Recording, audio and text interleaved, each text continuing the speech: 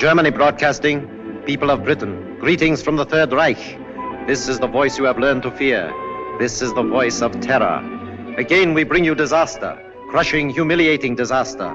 It is folly to stand against the mighty wrath of the Fuhrer. Do you need more testimony of his invincible might to bring you to your knees? Very well. Are you ready, operative number 7? This is the voice of terror.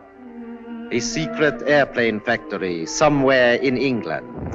Listen, the screams of the dying can still be heard. This is the voice of terror. Are you there, people of Britain, shivering in your cellars? Listen, operative 41. The fuse is lighted. Oil to fuel your navy, to feed your tanks. There it goes up in smoke by the millions of gallons. This is the voice of terror. Do you still believe that there are secrets unknown to the Fuhrer? Listen.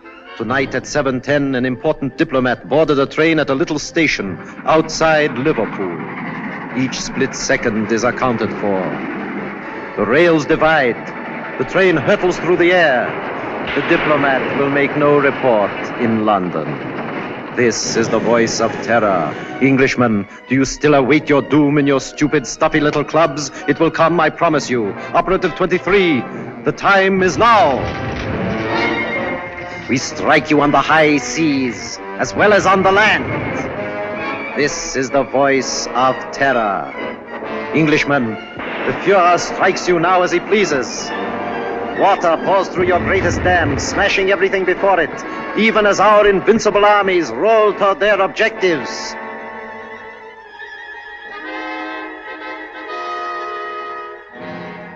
Despite the effective work done by the Intelligence Inner Council, jailing fifth columnists and saboteurs, despite their efficiency in coordinating military strategy based on information of enemy movements, they seem unable to cope with the voice of terror.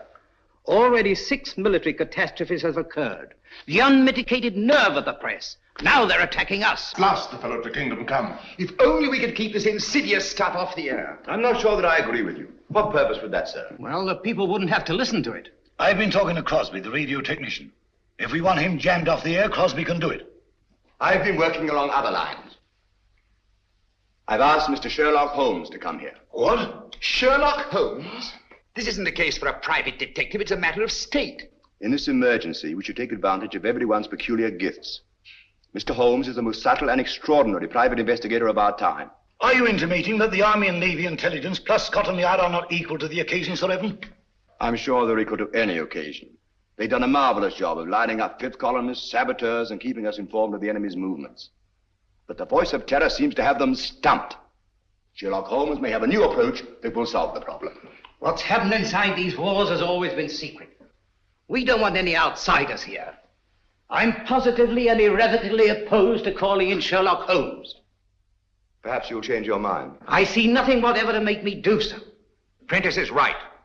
For ordinary criminal investigation, Holmes is excellent, but not for this. He's unorthodox and theatrical. I can tell you all about him. Gentlemen, perhaps I can throw some light on the subject myself.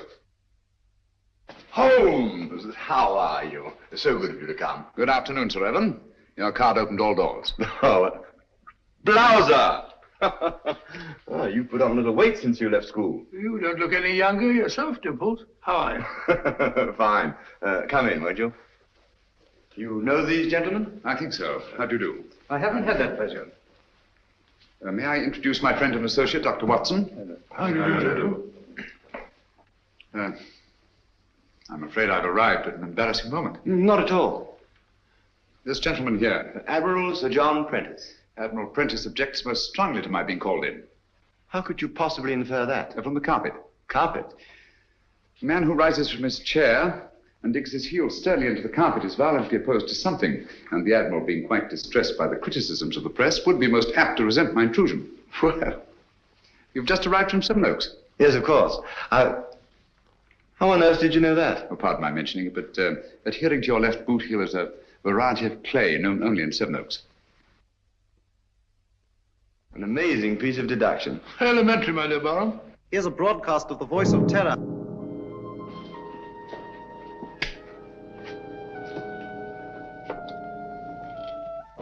Greetings from the Third Reich. Are you listening, stout fellows across the channel? Are you listening, you little body of incompetent men known as the Inner Council? Today, a new thrill, a new proof of the invincibility of the Fuhrer.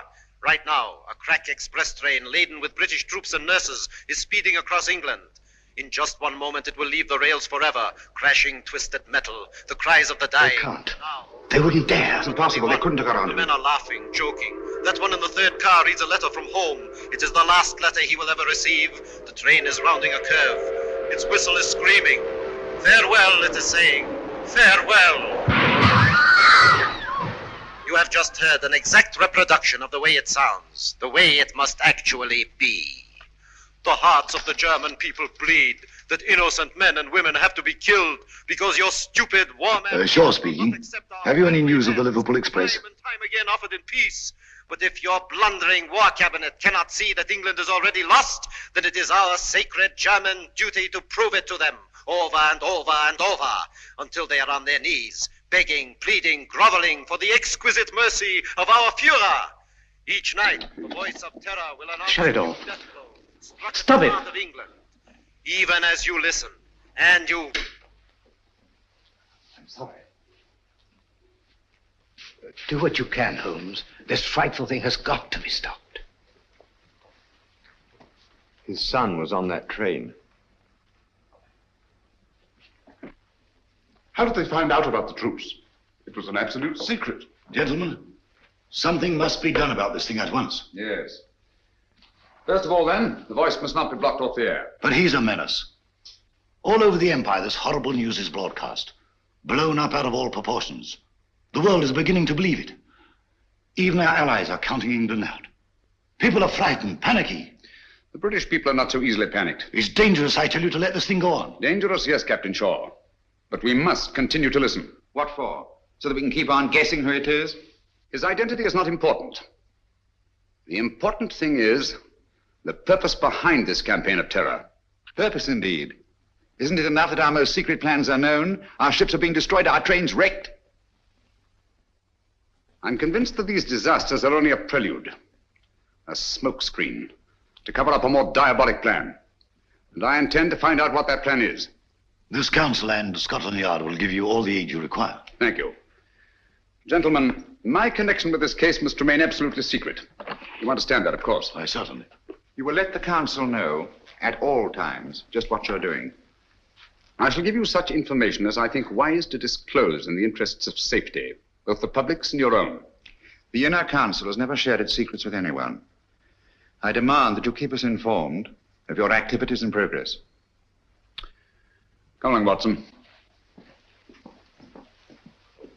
Mr. Holmes, I want to apologize for your rather lukewarm reception here. Well, thank you, Sir Evan. I'm used to the chilly atmosphere of high places. And of course, you recognize the importance of time. Quite. And results. Mr. Lloyd, I'm quite sure that Mr. Holmes can be trusted not to fail. He never has, you know. Thank you, Watson. The word is seldom. Goodbye, Sir Evan. Goodbye, sir. Goodbye, Barron. Goodbye, Watson. Shall we walk for a bit or take a taxi? I'm afraid we have no choice. Huh? No, Watson. I have a feeling that when we go out of that door, a girl will be waiting. A girl? What do you mean? A young lady whom neither of us has ever seen before will come forward to greet us. Holmes, now you're pulling my leg again.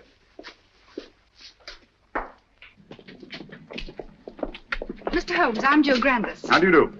This is my friend, Dr. Watson. How do you do? How do you do? I've been assigned to drive you around. Thank you. Good gracious me. Where do you wish to go? Baker Street. I know, 221B. Come on, Watson. Hurry up, old fellow.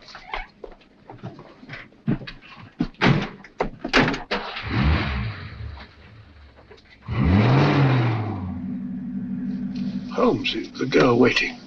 What an extraordinary thing. Elementary, my dear Watson. No. It's an amazing deduction. How on earth did you arrive at it? Barham told me. Huh?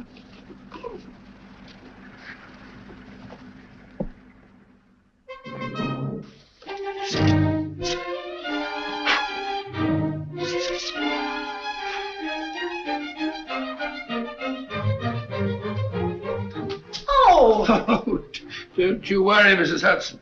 Just giving her a bit of a clean. Now we're on a case again. The joints are a bit rusty, like mine, you know.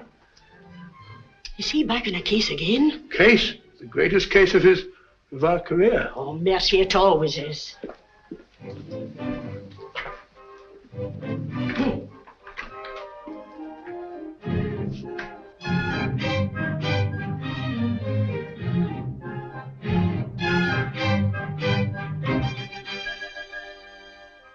Holmes. I say, Holmes. What? That's right. Well, if you ask me, it's disgraceful. Beethoven's Fifth? Not at all. It's very good. Sir Ronald Headley's conducting very well tonight. I don't mean the concert.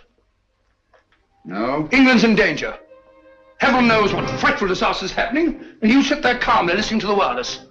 Music hath charms. Very restful. That's got nothing to do with the whole... Contrary, my dear Watson, it may have a great deal to do with it. Oh, really? I don't see what.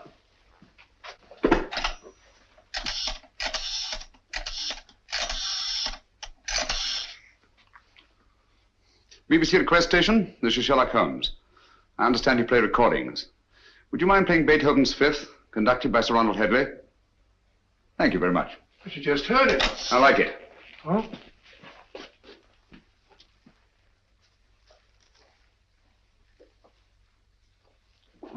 We've had a request for the Beethoven Fifth Symphony, played by the London Symphony Orchestra under the direction of Sir Ronald Headley. This is a transcription.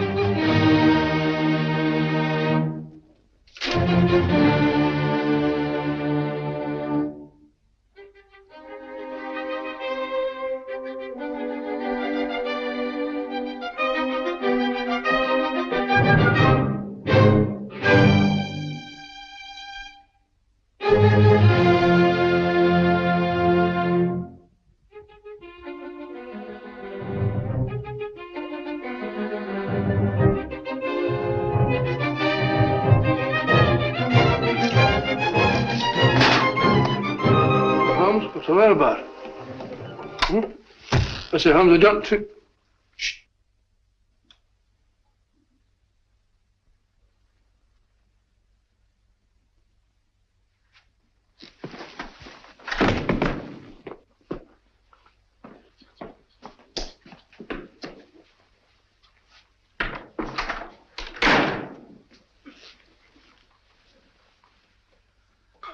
Mr. Holmes, Yes, Gavin? Christopher. Dead? Yes. It's been driven in with a lot of force. Watson, this is a warning. Warning? How do you know? I had sent for Gavin to get certain information, which you must have found there in the dark and sinister alleys of Limehouse. He came with his message, which someone doesn't want me to hear, someone determined and dangerous. What's the good of a warning of danger? You learn from what or from whom? That we shall have to discover. This knife was thrown by the tip, from a distance of about 50 feet, by a man about 5'10". Steady, Holmes. Elementary. No fingerprints. But the distance and the man's height. The angle of entry. And the force with which it penetrated the victim. But Holmes, what do you suppose he meant when he said Christopher? We must find out at once. Come on, Watson. Huh? Come in. Oh, Mr. Holmes, I saw a fella lurking about your steps tonight. Blimey, he won't lurk no more. Pull me out. Take care of it, Dobson. Very good, sir. How did it happen? Haven't time now. Get your coat on, Watson. We're going out. No. Holmes, you promised. Oh. Where are we going? Limehouse.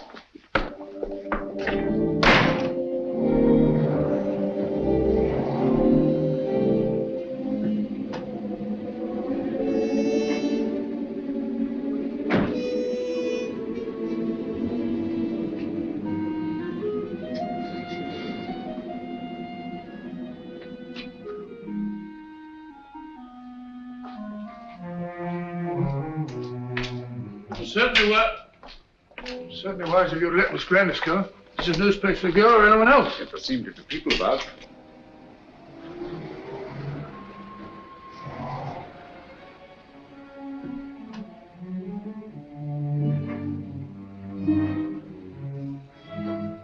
Even Miss Grandis. If I'm not mistaken, she's keeping an eye on us. You're Mr. Sherlock Holmes, ain't you? Yes. I wouldn't come down here if I was you. This is Limehouse, and we don't fancy your sort of bloke in these parts. The fellow's absolutely right. Hadn't we better Quiet, Watson. This is still a free country. A man may walk where he pleases. And live to regret it. Live, yes. Regret it, I think not. Step back. Come on, Watson. Unfriendly, what? Speak a break.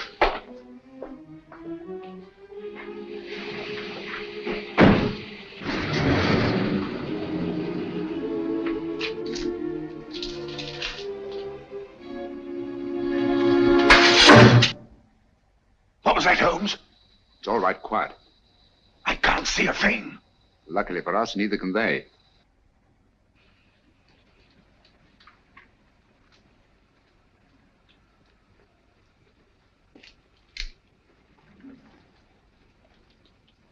Apparently the enemy has found out that we joined forces with the government. What makes you think that?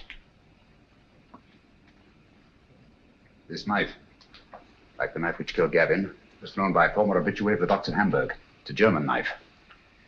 The knife throwers of Hamburg are extremely expert. Mr. Holmes, can't we come back in the daytime? Certainly not. I don't think we're safe. No one in the world is safe now, Watson. Least of all us.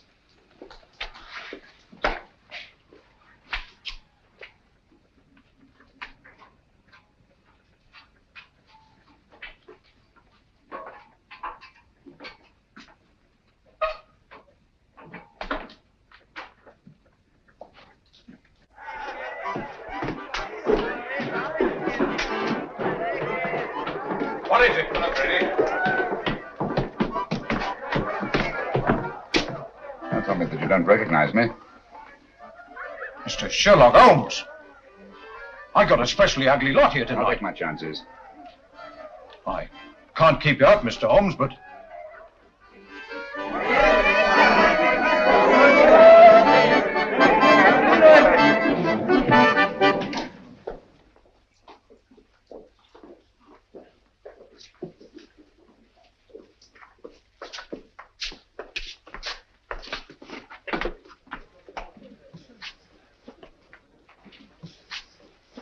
Where's the girl, Kitty? Gavin's sweetheart. His wife. Can you get her? It's urgent. Try. Holmes, I don't think I like this place much.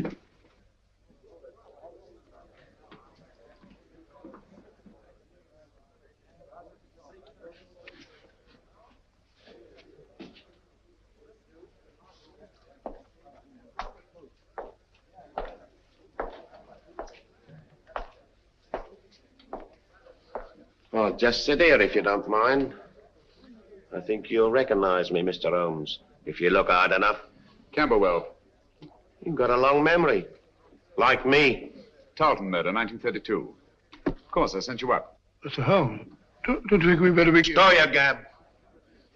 For 10 long years, I've been sitting down there in Dartmoor, For the old 10 years, one thing's been preying on my mind. Only one? Just one. Someday I'll be getting out of here, I kept saying to myself. And when I do, someday I'm going to come face to face with Mr. Sherlock Holmes. Now you are. And now I am. Just who was it told you it was me who slit the throat of that swine Tarleton? I want an answer. You told me. Me? On the windowsill, you left 4 infinitesimal pieces of ash from a particularly revolting kind of tobacco that you were known to use. The knife blade was sharpened by a left-handed man. You signed your name to the crime. So that's what? Exactly. Very careless. Careless. It's criminal, I calls it. I ought to be shot. Perhaps someday you will be. You can put your revolver away now, Watson. Well, Holmes, you never know.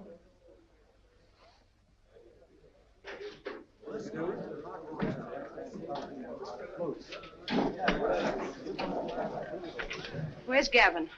Sit down, Kitty. Where is he? You've got him into trouble. What have you done to him? Take it easy, Kitty. Gavin's dead. Dead? Oh, it ain't possible. Well, I was with him only 2 hours ago. You're trying to frighten me. No, I'm not, Kitty. It's you. You killed him. I warned him to stay away from you. I knew you'd do him in. I had nothing to do with it, Kitty. Well, who did then? Who did? He was knifed on my doorstep.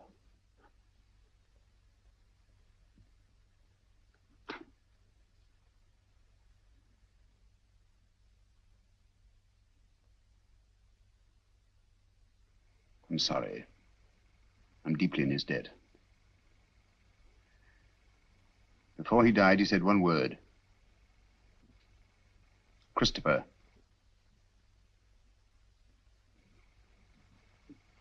You know what it means? I've got to know. What's that to me? You want to avenge Gavin's death, don't you? I don't want nothing to do with it. Nor with you. I never had any dealings with the police, and I won't start now. I'm not asking this for myself. Our country, England, is at stake.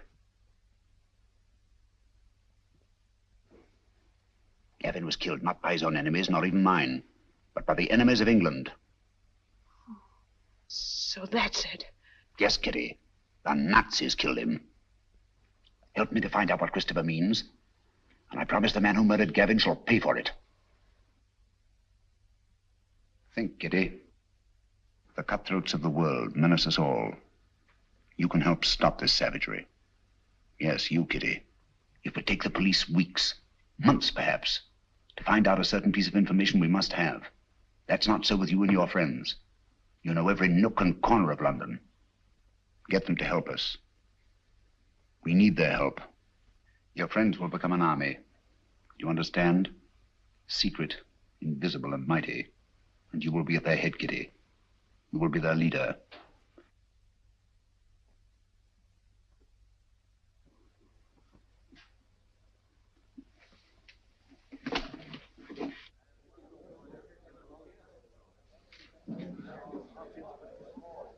Grimes, do you know what Christopher means?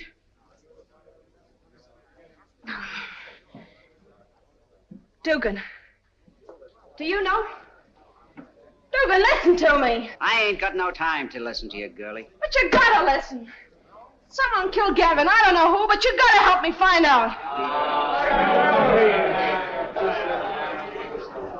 All right, don't help me then. Cut your own throats, that's what you're doing.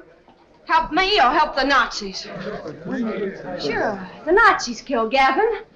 They might be your friends protecting them the way you are. Don't you know that all the crimes they commit are being blamed on you? Well, they are, and I hope you're hanged for them. You can have it. As for me, I'm British, and I'm proud of it. Nobody's gonna call me a Nazi and get away with it. Well, help me then. Tell me what Christopher means. Well, don't anybody know? It's gotta mean something. Speak up if you know what it is. Let's have it. Don't mean a thing to me. You're gonna creep in the corners all your life? You're gonna sneak away at the very sight of a man like this and show him what coward you are? What are you afraid of? I'm not asking this for myself. England's at stake. You're England as much as anyone else's. Got no time to think about whose side we're on. There's only one side, England. No matter how high or how low we are. You, and you. We're all on the same team. We've all got the same goal. Victory! Now, what do you want to know? Spread out all over London. But find out what Christopher means. We'll find out. No fear about that. Thank you, Kitty. Well done, my dear. Shaw speaking. Yes, Miss Grandis. That checks with my report. No, Miss Grandis. Sir Evan hasn't arrived yet. Yes, thank you. Miss Grandis reports that Holmes spent some time at the Air Ministry today. That checks with my information. Last night a murder and a session in Limehouse. I wonder what the fellow... He's here now. I don't think I need to report on my activities, gentlemen. You must be fairly well informed. We have our methods, Holmes. It only remains for you to show what's been accomplished. All in good time, Mr. Lloyd. Good evening, gentlemen. Good evening, Sir Evan. What's the matter? You look pale. Oh, it's nothing. Barron, your hand. Let's have a look at it, Barron. Oh, it's really nothing. Just an accident. What sort of an accident? Some fella took a shot at me, just as I was leaving the house. Took a shot at you? It's only a scratch. Ugly thing to happen. Have you any idea who it was? No, I haven't. He popped up out of the bushes, just as I was getting into my car. Fired once, then disappeared. What do you make of it, Watson? Bullet wound. Congratulations. This is a matter for the police. Oh, no, please. I can never identify him. Let's forget it. Captain Shaw.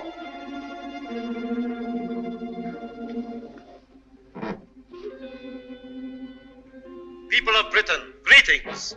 Is it shock you need? Very well. We Nazis can produce them till Britain's proud head is in the dust where it belongs. People of London, look out of your windows. You will see your promised disaster written across the skies. Lawford, turn out the lights, please. Look to the East India Docks. Are you alert, number 20? Look, Britain, look, and wonder, and despair. We Nazis keep our promises. There's a terrible fire in the East End. Concentration of men and supplies. American bombers, tanks, gone. Destroyed utterly. The flames are mounting, higher and higher and higher. Now the glare must be visible even to the short-sighted leaders of your bewildered government. Mark well the towering fires. They consume your new planes from America, your meager store of tanks, your puny munitions, and your food. Planes that were your only defense against our all-powerful Luftwaffe. Tanks and munitions that you prayed would hold against the magnificent 50-ton German land monsters, which will soon be crashing through your very houses. Food. Desperately needed morsels you...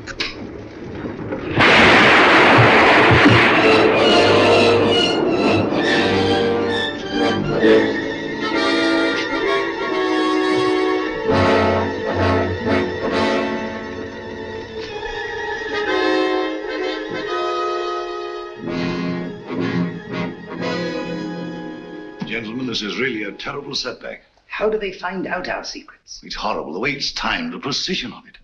It's not so precise. Almost precise. What do you mean?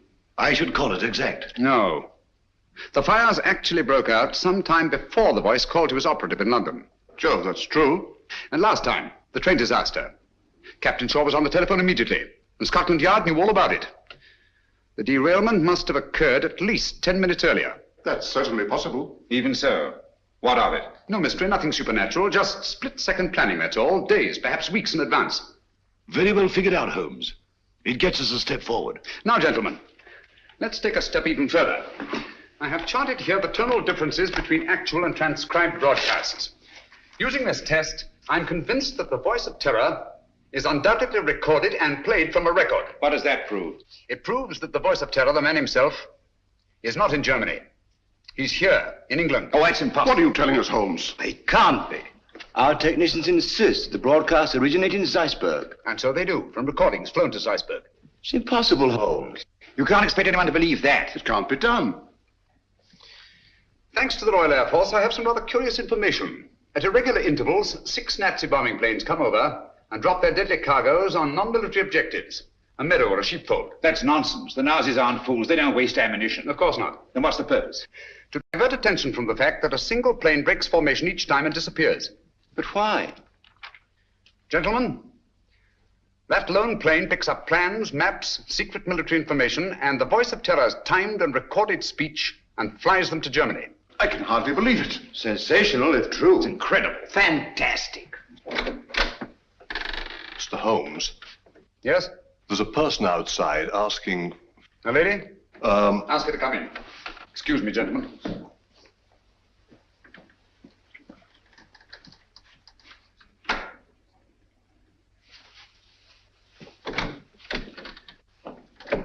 Gentlemen, I must leave at once. Where are you going?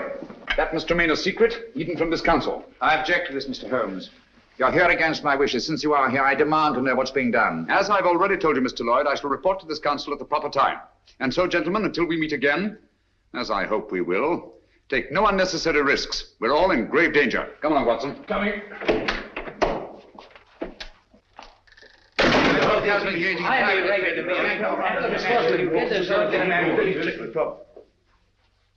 Stay.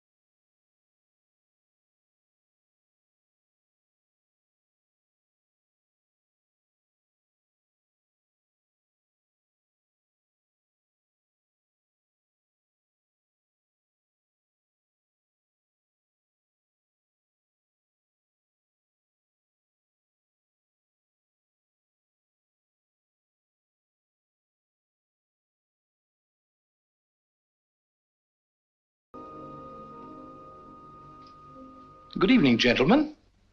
I knew your curiosity would be your undoing, Mr. Holmes. You were expecting me then? Yes. I had hoped that the entire council might have come. It would have been a pleasure to deal with all of them, quietly and effectively. Eventually, they all will be taken care of. However, Mr. Lloyd is quite a catch and will have to suffice for the moment. What do you intend to do with us?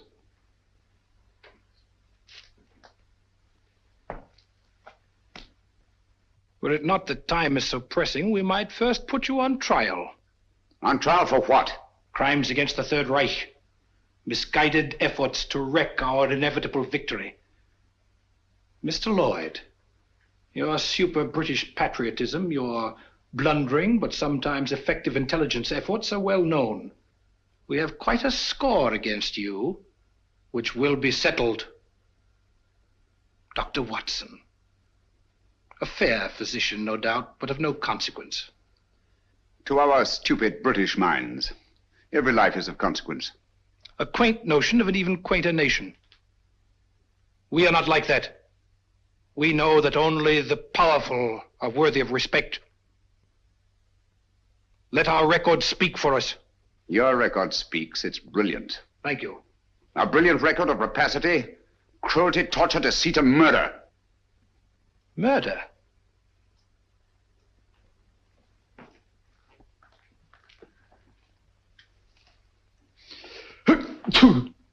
Gesundheit.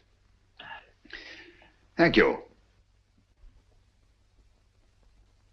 Cold? It is a little chilly in here. I'm sorry you're uncomfortable. My discomfort is of no consequence. Your false courage is not impressive, Mr. Holmes. Of course you realize that you and your friends are going to die? As all men must, sooner or later. Not later. Now.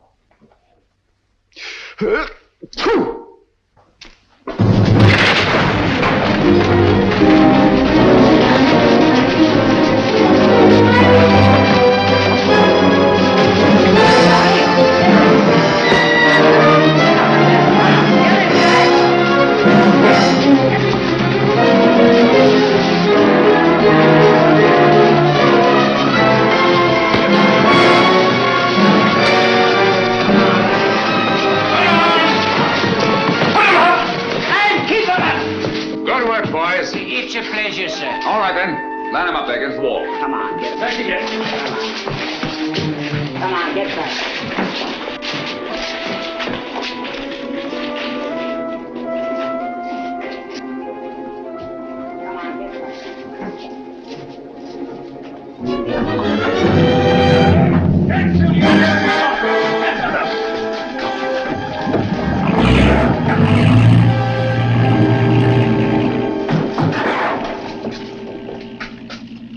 Got away. Oh, most unfortunate. I blame myself severely. I should think you might, Holmes.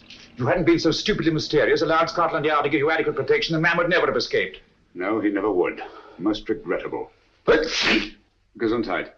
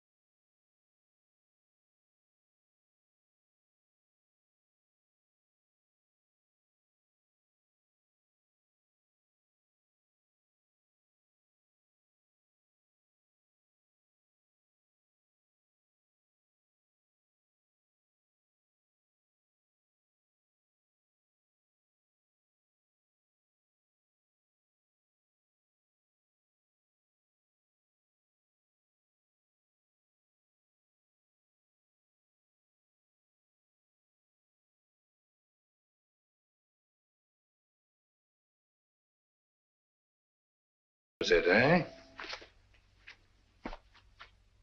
Quite a haul. It's mine.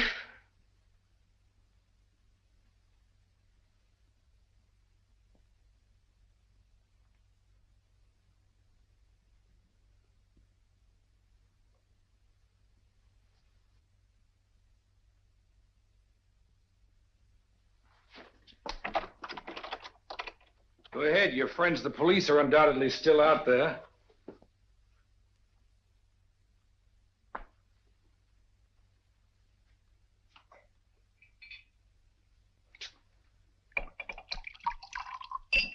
There isn't a better hideout in all London.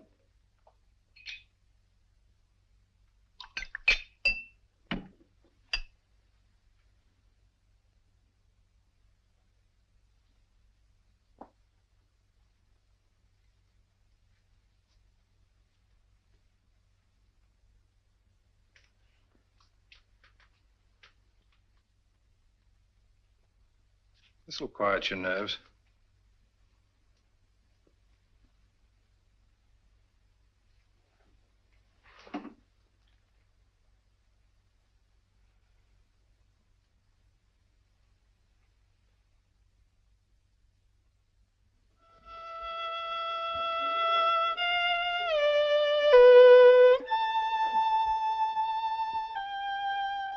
The tea's got cold again. You've been playing that thing all the afternoon? Fiddling while Rome burns. Hello, what's this?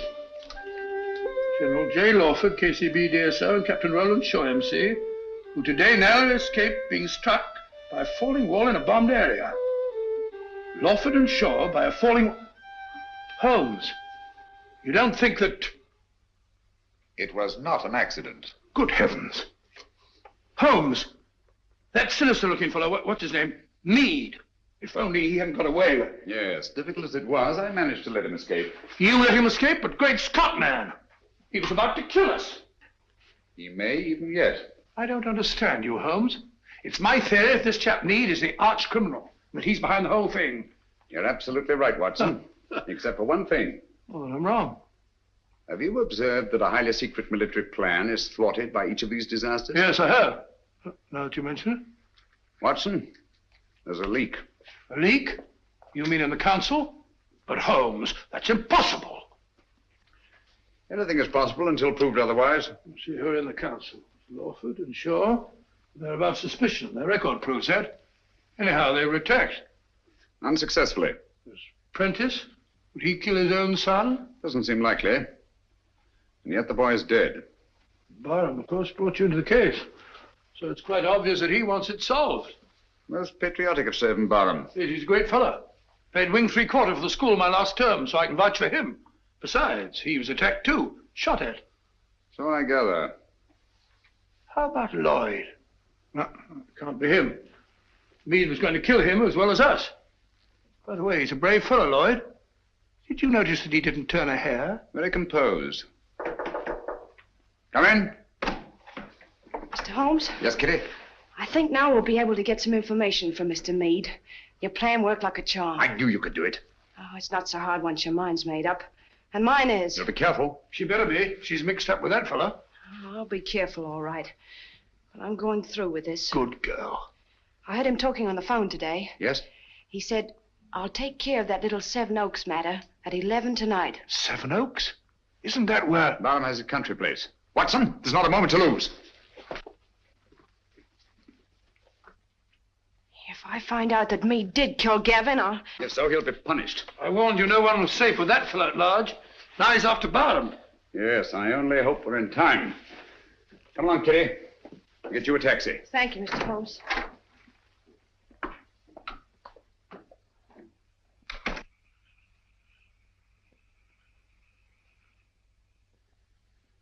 You think you ought to go it alone, sir? Worrying about that escaped German agent, huh? The threat was to kill the entire council, sir. Come, Smithson. Took bigger chances than this in the trenches. You've forgotten. I know, sir, but we were younger then. There were no such thing as Nazis. I'm ready for him. I understand, sir.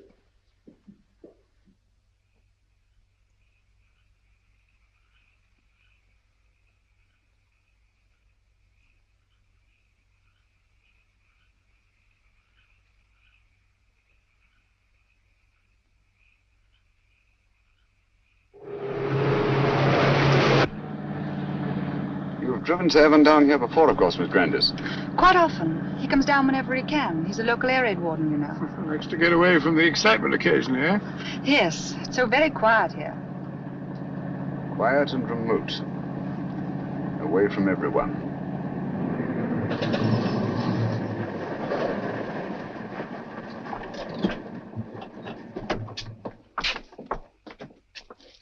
Yes? Oh, Miss Jill. It's all right, Smithson. Where's Sir Evan? On his rounds, miss. Which way? Down that lane of trees, sir. I'll go. You stay here. You too, Watson.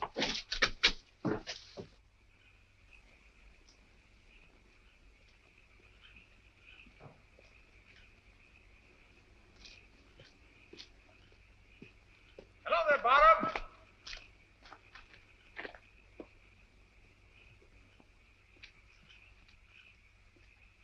Holmes, what on earth are you doing out here? I've been worried about you. Yes? That fellow Meade appears to be in the neighborhood. Do you mind if I go along with you? I feel better about it. Not at all. I'd appreciate the company. You know, it gets quite lonesome, especially on a night like this. By the way, do you feel you're getting any nearer a solution of this terrible business? Yes, the end is in sight. Really? Well, would you mind telling me? Listen. Air raid sirens. Yes. Coming our way. Yes. Well, I don't seem to hear any planes. Wait a minute. I can. Look, there's one. She's coming right over.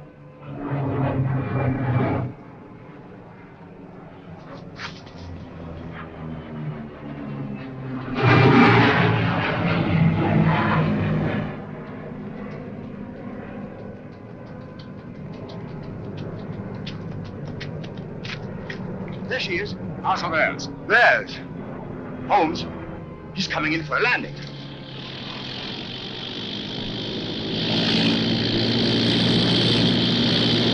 The swine. That's a pickup plane. The voice must be here, close by. Then we've got him.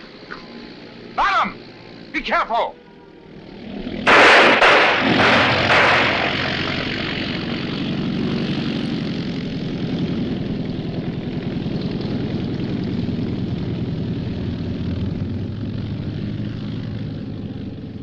I can't understand you, Holmes. Why didn't you help me? We almost had him. You're too impatient, Barron. My patience is exhausted. This has got to stop.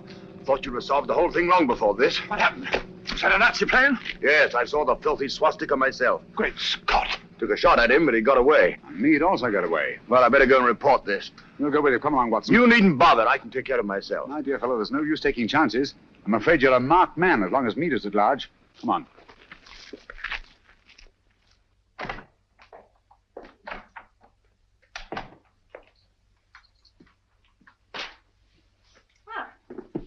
You're a fine one, leaving me alone half the night. You think I like it? I want to go out and have some fun. Don't bother me. Said you were going to let me work with you. Someday you'll come back and I won't be here. Where would you go? What's my business? Maybe you'll be waiting here next time and I won't come back. Don't talk like that. I'm sorry, Kitty. You seem sort of different lately. Anything the matter? Maybe the next time you see me, I'll be in a position of authority, of power. No longer hiding in the dark. Giving the orders, not taking them. What do you say to that? You're drunk. Drunk? Yes. When I was a boy, I dreamed a dream. I was dressed in armor, shining blue-gray armor. I rode on a horse through the streets where the people cheered, hailing me. I rode over the bodies of underlings prostrated before me.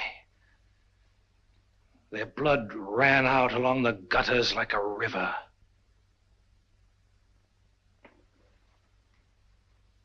What if this was no dream? What if it was prophecy? What if all this comes to pass? Well, something must have happened to you. Yes, Kitty. Something that you're going to share with me. Get your coat. Hurry.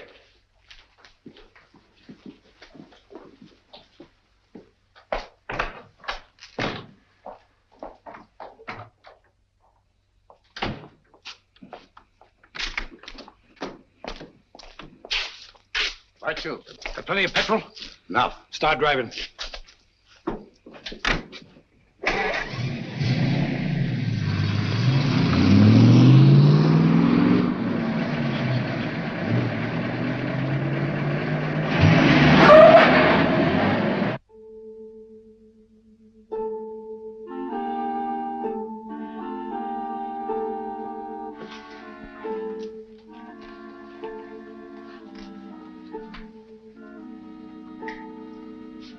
Where's Holmes? He'll be here, I'm sure. It's starting now. Here he is. You're almost late. I had to go to Downing Street. Good evening, ladies and gentlemen. Your favorite broadcaster, the voice of terror, coming to you from Zeisburg. Tonight I have something special for you. Where are you weakest, you weakening people of Britain? Consider well. Is it lack of food? Is it your stodgy leadership? Faulty ammunition? Scarcity of shipping? Lack of raw materials? Do you know that despite all your great efforts, your coasts are inadequately defended? Especially one coast. And there we shall strike. Swiftly, terribly. Tomorrow at sunrise. In a special broadcast at that time, I shall describe the carnage. Turn it off. What does he mean? What kind of threat is this? Remember, all our reports for the last few weeks have indicated abnormal enemy activity on the coast of Norway. That means an attack in force on our northeast coast. Then that's where we must concentrate all our forces, immediately. They'll never bring it off now that we know. This time the voice is boasting. Perhaps, but so far he's made good his boasts. What have you done to stop it? Shilly-shallying about while these crimes continue? This is the last straw. We must prevent this all-out attack at any cost. Sir Evan's right. All our available resources must be rushed to meet it.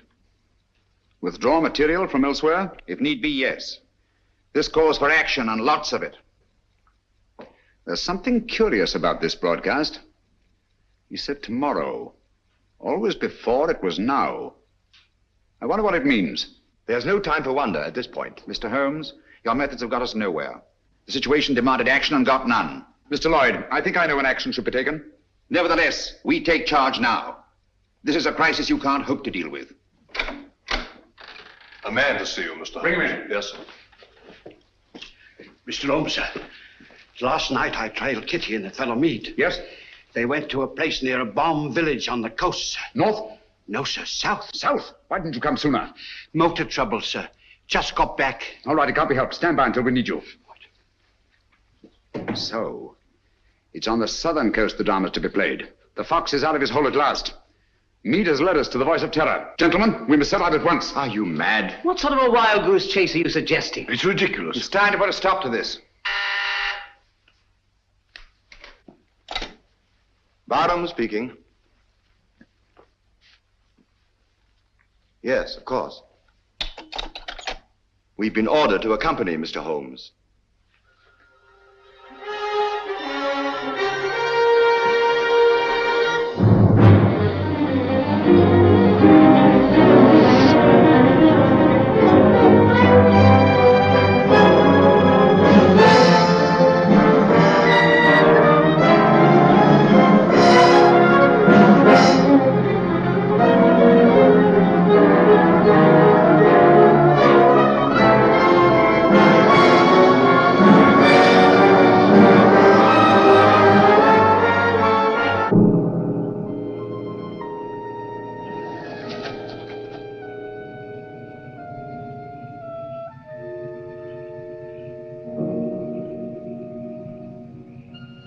Major Harrison, Mr. Sherlock Holmes. Good evening, sir. All the arrangements have been made. Splendid. And that church up there? Yes, sir. All right. Let's go check.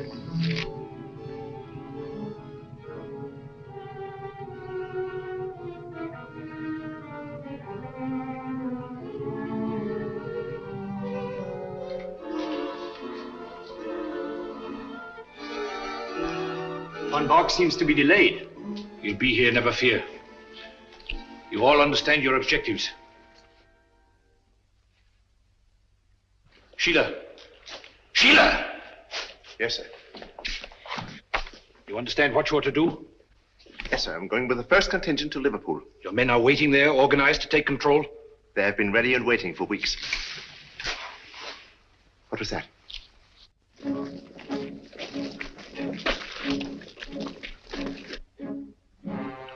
When the world is changing, it is natural to be on edge. Merely owls or perhaps wood rats? No. It sounded like... Sheila. Yes, sir. Wall.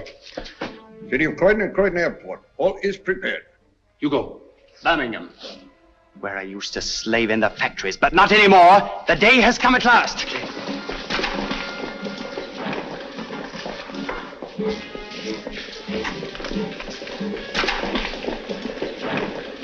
Line them up over there.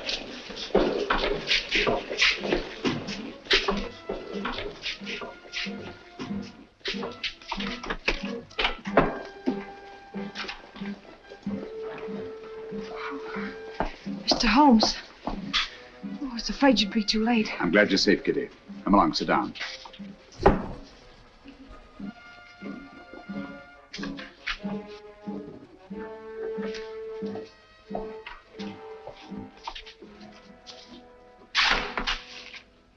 Gentlemen, when Mr. Meade and I last met, he wished he could put us on trial. Mr. Lloyd, Dr. Watson, and myself. Now, Meade, you are on trial. First, let me tell you why you have met here. The vague but canny threat against our northeastern coast was a blind. Your group was congregated here to receive an invasion army proceeding across the channel. What? Invasion? All those men rushed for defense of the north? I can't believe it. This sounds impossible. Sit down for a moment. It seems absurd of me. At the head of this mighty force, the picked and chosen, the faithful were to proceed to various centers of our country and take up positions of authority. And we shall. Do you understand that? Unfortunately for you, that is not to be. We're held, yes. But the invasion will proceed without us. What else is there doing? Why we are helpless here? Please be patient. You called me in on this case to identify and to silence the voice of terror and to circumvent the unknown plan behind it. That undertaking is still in progress. But we are rapidly drawing to a conclusion. Gentlemen, the voice of terror is here with you in this church. What? Are you referring to Meade? Why, who is it? Meade was my one sure connection with the voice of terror. At the warehouse, I allowed him to escape and assigned Kitty here to trail him. When I learned through Kitty's abduction that Meade had come down here to meet with a group of men, I asked myself why. Why a deserted fishing village on the Channel when Scotland was to be the next scene of disaster? And why was it necessary to withdraw great stores of ordnance and material for the protection of Scotland? It was a ruse, gentlemen, to leave this coast unprotected. A ruse devised by the voice of terror. I knew quite early, of course, that the voice was a member of your august body. You dare to insinuate that one of us... If this is meant to be humor, it's very ill-timed. German agents knew I was on the case the very night I was called in. How did they know this secret? One of your counsel informed them. There were attempts made on the lives of all of us. But the attempt made on the life of one of your members was entirely unsubstantiated, resting on his word alone. One member whom I went to the country ostensibly to protect, actually to surprise. This member fired on the Nazi pickup plane, not in rage as he pretended, but to warn and frighten it away. That was very clever of you, Sir Evan. Sir Evan? I can't believe it. Sir Evan couldn't be implicated in a thing like this. What's Sir Evan got to say? Let me congratulate you, Mr. Holmes. You admit this outrageous accusation? There's been treason before, but this is beyond belief. Treason is not involved. Sir Evan Barham is not Sir Evan Barham. What are you talking about? In March 1918, Lieutenant Evan Barham was a prisoner in a German prison camp. There, his amazing resemblance to a certain Heinrich von Bock, a brilliant young member of the German Secret Service, sealed young Barham's fate. One morning, he was taken out and shot, murdered in cold blood. Then this man is Heinrich von Bock, who has been masquerading in Barham's place for the past 24 years. You see, gentlemen, the Germans plan well in advance. It's incredible. How could a thing like this happen? Barham had no immediate family. The details of his private life were avidly studied by von Bock, who was 3 years at Oxford and had a perfect knowledge of the English language and English habits. So, with possibly the help of a little plastic surgery, Not forgetting the considerable resemblance to Barham in the first place, the deception was carried through. Very clever, Mr. Holmes. I must say, Holmes, this is positively amazing. What made you first suspect Barham? The real Sir Evan Barham carried a scar from childhood. This one is about 20 years old. A detail, but significant. I can't believe it. It was Barham who insisted on your being brought into the case. A colossal piece of egocentric conceit. One to match your own, Mr. Sherlock Holmes. Of course I brought you into the case. To see your weak and silly handling, to watch you fumble and lose it. Are you too stupid to realize that this group is but a small part of our organization? We have men stationed all over England, ready to take command. They never will. They were all taken exactly at dawn, just as you were. So now we are trapped, huh? No, gentlemen. It is you who are trapped. Listen. Even now our Messerschmitts are roaring overhead, the vanguard of the invasion. Why are they not routed? Where are our boasted anti-aircraft guns? They are silent. Our little ruse was entirely successful. The coast has been stripped of its defenses. Preserve your vaunted British vanity as best you may in this your hour of most humiliating defeat. You have not captured us, my friend. We have annihilated you. Do you really think us so blind that we would strip this coast of defenses because of a voice on a phonograph record? The council was deliberately misinformed about moving the defense forces. You are trying to save your face. Look, if you think I'm lying. Those are not Messerschmitts. They're Spitfires and Hurricanes, returning from blasting your invasion forces, destroying men and barges with 1,000. Look further, Van Bork. Look below. Commandos, tanks, slipping away now that your invasion force has been destroyed to bring ruin and terror to your people.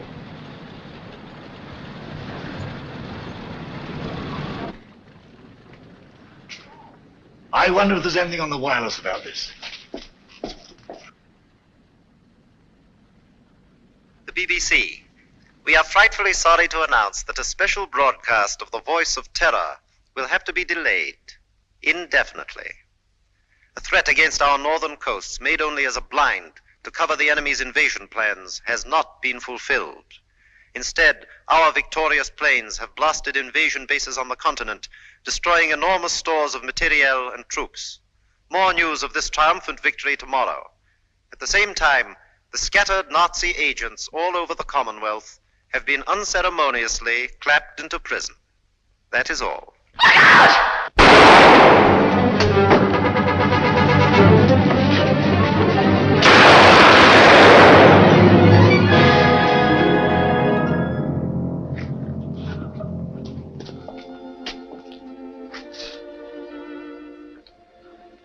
This girl merits our deepest gratitude.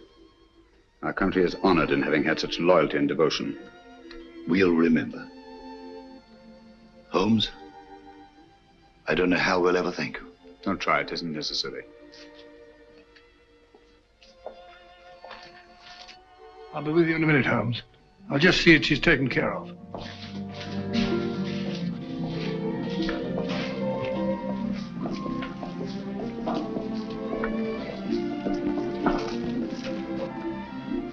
I always did think that chap was an imposter. Barron was a good fellow. Played wing three-quarter for the school.